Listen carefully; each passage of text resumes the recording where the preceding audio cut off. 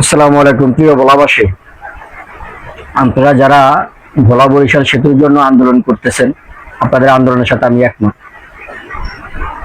তবে এই আন্দোলন বাস্তবায়ন কিভাবে হবে, আমাকে বলেন, আমার বুঝে আসে না।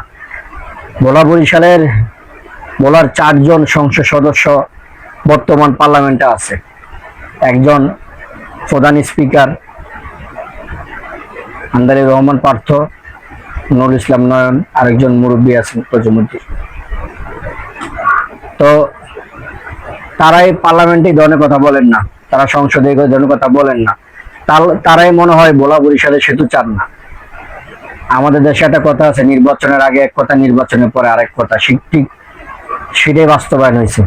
আর তারা চান না যে বাংলাদেশের এত বড় একটা সেতু হোক, তারা চান না যে ভোলা বরিশাল সেতু হোক। তার অন্যতম একটি কারণ হচ্ছে, আমার মনে হয় ভোলা বরিশালে যে ধরনের লঞ্চ গুলো চলাচল করে, তার সাথে তাদের ব্যবসা থাকতে পারে।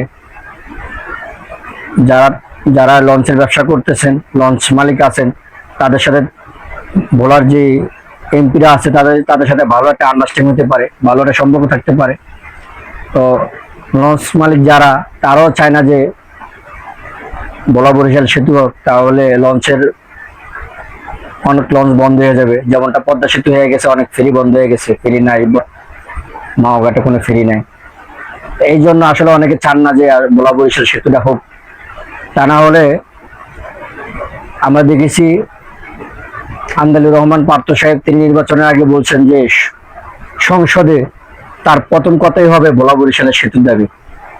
কিন্তু আজ পর্যন্ত সেই ধরনের কোনো কথাবার্তা বলা হয়নি, বলা হবে না আমি মনে হয়।